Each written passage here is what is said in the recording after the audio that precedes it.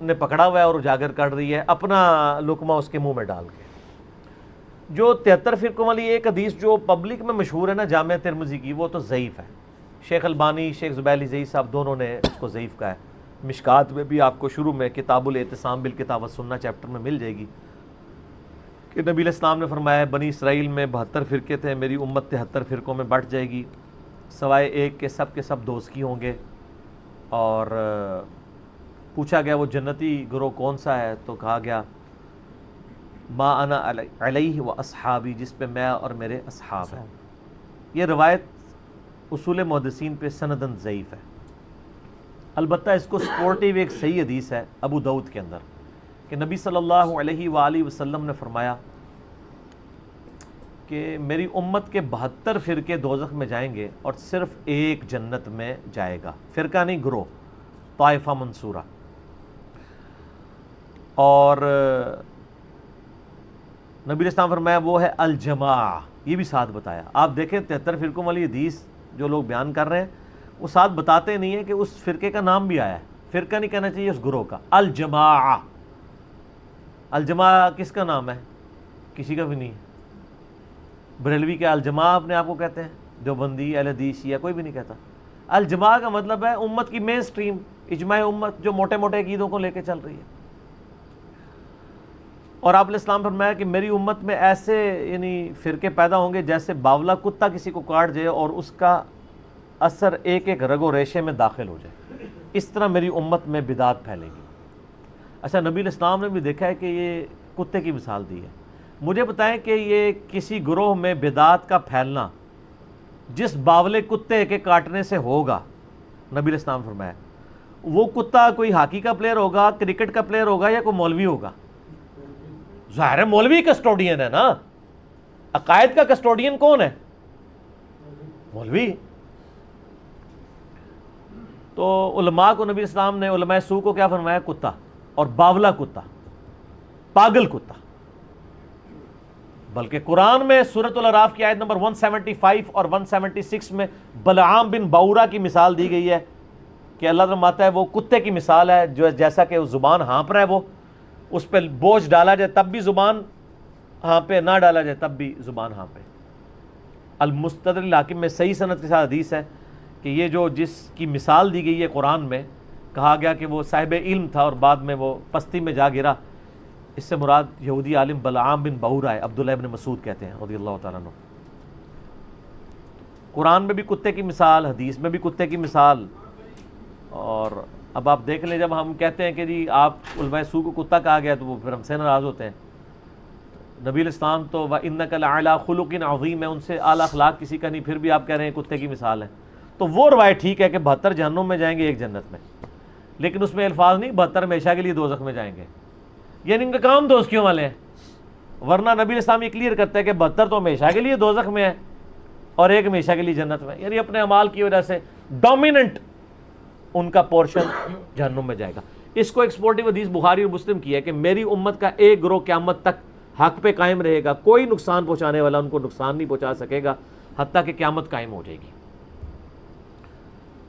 تو یہ جو لوگ ان احادیث کی بنیاد پہ اپنے گروہ کو جنتی کہتے ہیں اور دوسرے کو دوزکی، پہلے تو یہ کلیئر کر دیں جنتی فرقہ کوئی بھی نہیں ہے، فرقہ تو ہوتا ہی وہ ہے جو اصل سے ٹوٹ کے الگ ہو، جنتی گروہ ہے، طائفہ منصورہ، کامیاب گروہ۔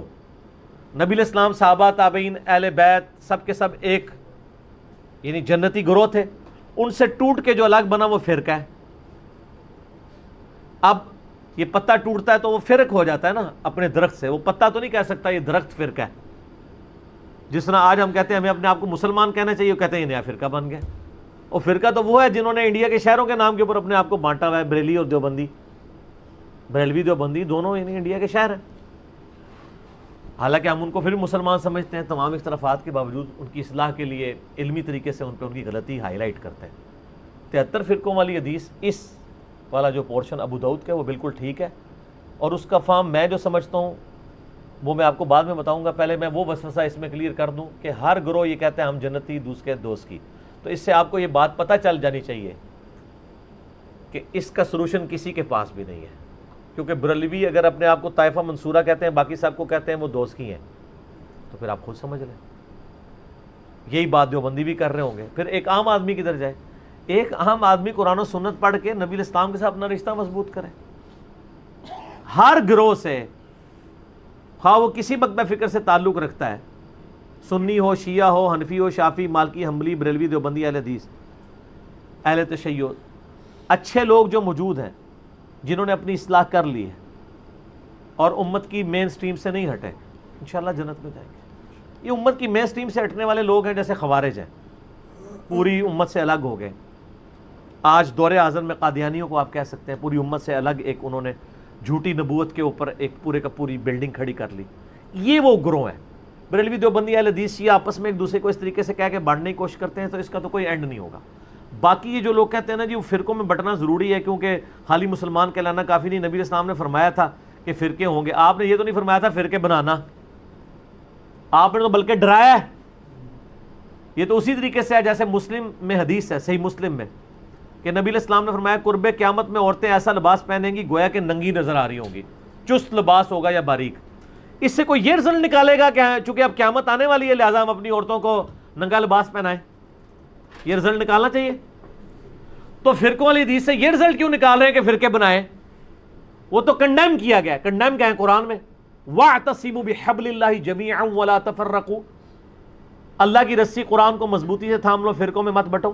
قرآن جب منع کر رہا ہے فرقے بنانے سے تو حدیث میں تو صرف خبر ہے، حکم نہیں ہے۔ حدیث تو بتا رہی کہ ایسا ہو جائے گا، بچ جانا، جیسا کہ ایسا ہو جائے گا کہ عورتیں چست لباس پہنیں گی، تم بچ جانا۔ انہوں نے اسے حکم بنا لیا ہوا ہے، یعنی کامن سینس بھی نہیں۔ لیکن common sense is not so common, common sense بھی کم لوگوں میں ہی ہوتا ہے نا، اتنا کامن بھی نہیں ہوتا۔ اور آپ دیکھیں فرقہ واریت کا عفریت اور جن اور بدعت اتنی خطرناک چیز ہے کہ یہ شوگر کوٹڈ کر کے ہر مسلمان نے جو ہے نا وہ استعمال کر لی ہوئی ہے، اور اس کے اوپر کبھی اس آیت پہ کسی نے نہیں عمل کرنا، وَاعْتَصِمُوا بِحَبْلِ اللَّهِ جَمِيعًا وَلَا تَفَرَّقُوا۔ اور اس سے سخت آیت جو اپنے منہج پہ ہم نے لکھی ہوئی ہے، ان الذین فرقوا دینہم وکانوا شیعا لست منہم فی شیء، بے شک جنہوں نے دین میں فرقے بنا لیے اور اپنے آپ کو گروہوں میں بانٹ لیا، اے نبی آپ کا ان سے کوئی تعلق ہی نہیں ہے۔ انما امرہم الی اللہ، ان کا معاملہ اللہ کے سپرد ہے، اللہ ان کو بتا دے گا جو دنیا میں انہوں نے کرتوت کیے تھے۔ کتنی سخت آیت ہے، سورۃ الانعام آیت نمبر 159۔ اس پہ کسی نے عمل نہیں کرنا۔ آج تک آپ نے یہ تو سنا ہوگا جشن دیوبند کانفرنس، سنی ہے نا، عظمت اہل حدیث کانفرنس، 100 سالہ جشن اعلی حضرت، سنے؟ آج تک آپ نے کبھی سنی ہے مسلمان کانفرنس یا مسلم کانفرنس؟ نہیں، کوئی بھی کرنے کے لیے تیار نہیں ہے۔ ان چیزوں کو فخریہ کرتے ہیں، اور جو اللہ نے ہمارا نام رکھا تھا ہوا سماکم المسلمین من قبل وفی ھذا، اللہ نے تمہارا نام مسلم رکھا تھا اس قرآن سے پہلے، ابراہیم علیہ السلام نے رکھا، اللہ نے اس قرآن میں انڈورس کر دیا۔ آپ کسی کو جا کے نا میں مسلم ہوں ایسے دیکھنا شروع ہو جائے گا، میں کافر ہوں۔ آپ کسی بریلویوں کی مسجد میں جا کے نا میں بریلوی ہوں، کہیں ماشاءاللہ، آپ کہیں دیوبندی ہوں، تھوڑا سا منہ چڑھائے گا لیکن کہے گا ہاں دیوبندی بھی ایک فرقہ ہے، وہ فلاں جگہ ان کی مسجدیں ہیں، اہل حدیث بھی ایک فرقہ ہے، ٹھیک ہے، آپ نے اگر اہل حدیث ہیں تو آپ اس مسجد میں چلے جائیں۔ لیکن اگر آپ جا کے کہہ دیں خدا نہ خواستہ کہ میں مسلم ہوں، مسلمان ہوں، تو اس کے چہرے کا رنگ فق ہو جائے گا، وہ سمجھے گا آپ نے اس کو گالی دے دی ہے۔ اس سے بڑی کیا لعنت پڑ سکتی تھی کہ مسلم نام سے آپ چڑھ جائیں، جو ہمارا فخر تھا۔ ما کان ابراہیم یہودی ولا نصرانیہ، ابراہیم نہ تو یہودی تھے نہ نصرانی تھے، ولکن کان حنیفا مسلما وما کان من المشرکین، بلکہ وہ تو حنیفہ تھے، سب سے ٹوٹ کے ایک اللہ کے ہو جانے والے، وہ مشرک نہیں تھے اور مسلم تھے، سر تسلیم خم کرنے والے۔ یہ آج ہمارے لیے مصیبت بن گئی ہے۔ ہم جب لوگوں کو بتاتے ہیں لوگ پریشان ہو جاتے ہیں، پھر ہم ان کو پھکی دیتے ہیں۔ صحیح مسلم میں ایک حدیث ہے کہ قرب قیامت میں جب دجال آئے گا نا تو الٹیمیٹلی یہودیوں کے خلاف جب مسلمان قتال کریں گے تو اللہ کے نبی علیہ السلام فرماتے ہیں اگر یہودی کسی پتھر کے پیچھے بھی چھپا ہوگا نا تو وہ پتھر بھی بول کے کہے گا ایھا المسلم، اے مسلم میرے پیچھے یہودی اسے قتل کر دیں، سوائے ایک درخت کے غرقت جو یہودیوں کو پناہ دے گا کیونکہ وہ یہودیوں کا درخت ہے جس کی کاشت انہوں نے بہت زیادہ کی ہوئی ہے۔ میرا یوٹیوب پہ غرقت کے اوپر ایک کلپ بھی ریکارڈڈ ہے۔ میں یہ کہتا ہوں کہ اگر آج کے بریلوی دیوبندی اہل حدیث شیعہ کو پتھر کے پیچھے سے یہ آواز آ جائے اے مسلم، تو ہو سکتا ہے یہ کہ پیچھے کوئی انجینئر صاحب کی ویڈیو ہی چل پڑی ہے. انہوں نے تو مڑ کے بھی نہیں دیکھنا جب تک انہیں یہ نہ کہا جائے کہ اے بریلوی، اے دیوبندی، اے حدیث. تو چڑھتے ہیں مسلم نام سے. آج اگر چڑھ رہے ہیں تو اسی وقت بھی چڑھیں گے. قرآن و سنت کی ٹرم تو مسلم اور مومن ہی ہے، باقی آپ کی بنائی ہوئی ہیں. اس لحاظ سے ویسے میں شیعہ کو ایج دوں گا. شیعہ اپنے ساتھیوں کے لیے مومنین کی ٹرم استعمال کرتے ہیں، سنی اپنے ساتھیوں کے لیے مسلمین کی ٹرم نہیں یوز کرتے ہیں. کہتے ہیں نا مومن، مومنین، وہ ٹرم قرآن سے لے رہے ہوتے ہیں. تو سر سنیوں، میں نہیں کہتا آپ اپنے آپ کو مومنین کہیں، ان سے فرق تو آپ نے کرنا ہے، وہ جبلت میں ہے ان کی بھی اور ہماری بھی. ہماری سے مراد آپ لوگوں کی، میں تو دونوں سے باہر ہوں، مسلمان ہوں. وہ مومنین کہتے ہیں، آپ مسلمین کہہ لیا کریں، لیکن ٹرمز تو قرآن کی استعمال کریں، حدیث کی استعمال کریں. قرآن و سنت میں تو ٹرم یہی ہے. صحیح مسلم میں حدیث ہے کہ ہفتے میں ایک دن کا غسل کرنا ہر مسلم کے اوپر واجب ہے، جس میں اپنے جسم کا میل دور کرے. کسی بھی دن کر سکتا ہے، جمعے دن کر لے، افضل ہے جمعے کے علاوہ بھی کر سکتا ہے. وہ ظاہر کرتے ہی ہیں مسلمان. تو مسلم، وہاں بھی ٹرم مسلم ہے. یہاں مسلم نام سے لوگ چڑھتے ہیں. اچھا علی بھائی، آپ کی اس بات سے نا وہ مجھے ایک بات یاد آئی، اگر اجازت دیں جی، تاکہ یہ ایشو کور ہو جائے. آپ نے فقی کی بات ایشو تو کی، قیامت تک نہیں کور ہونا ہے جن کے نہیں یہ ہونے. اسپیسیفک یہ ایشو کور ہو جائے نا. ایک بہت بڑے وکیل اناف ہیں، وہ نام نہیں لینا، نہیں نام نہیں میں لیتا، میں بس وہ اسی وکیل سے اناف ہی کہا کہ آپ نے ان کا نام لے دیا، بڑے لیکن وکیل باقی اناف ہیں اور بہت بڑے. ہاں جی، وہ وکیل اناف وہ ہیں جن کو میں نے G10 کی مسجد میں آج سے 7-8 سال پہلے سنا کہ جنت میں صرف دیوبندی جائیں گے. یہ الفاظ تھے. اچھا، وہ وکیل اناف جو ہیں انہوں نے آج کل ایک دورہ مسائل کرایا کچھ عرصہ پہلے، اس میں انہوں نے غالباً اسپیسیفکلی آپ کو فقی دی ہے. یہ مسلم والی جی بات میرا ہے. اس کے اوپر جواب آ چکا ہے. اچھا، جی جی جی، انہوں نے کہا جی کہ میں مسلم کیوں ہوا. جی ایک طرف وکیل اناف کی تصویر ہے، دوسری طرف مولانا طارق جمیل صاحب کی سینٹر میں میری، وہ کلپ ریکارڈ ہو نہیں، چکا وہ ہے. جو انہوں نے فقی دی اس کا بھی جواب دیا آپ نے. جی فقی کا انہوں بھی نے کہا جواب. جی میں اگر آپ سے یہ پوچھوں جی آپ ایشیا کے باشندے ہیں، کدھر کے ہیں؟ میں انہوں نے اتھے چھٹے ہیں نا کہ وہ یاد کرن انہوں نے گے. کہا اب یہ کیوں نہیں کہتے جی جی سارا جواب آ چکا ہے. وہ سوال آپ سے پہلے ہی آ چکا تھا. اچھا، یہ سوال اسی طرح پڑھا گیا ہے کہ آپ یہ کہیں گے فلاں جگہ فلاں جگہ فلاں جگہ. جی جی ٹھیک ہے نا. تو وہ اس کا جو میں نے جواب ان کو دیا نا، وہ آپ سنیں گے تو آپ جھوم اٹھیں گے اور جھوم کے ایک دفعہ کہیں گے کہ نہ میں وابی نہ میں بابی، میں ہوں مسلم علمی کتابی. وہ کچھ کیا ہے میں نے ان کے ساتھ اس بات کے اوپر، وہ آپ میرا کلپ دیکھ لیں. اچھا، یہ آپ کے یہ جو شعر ہے اس پہ بھی ایک پوسٹ مارٹم میں ایک علامہ صاحب نے کر دیا.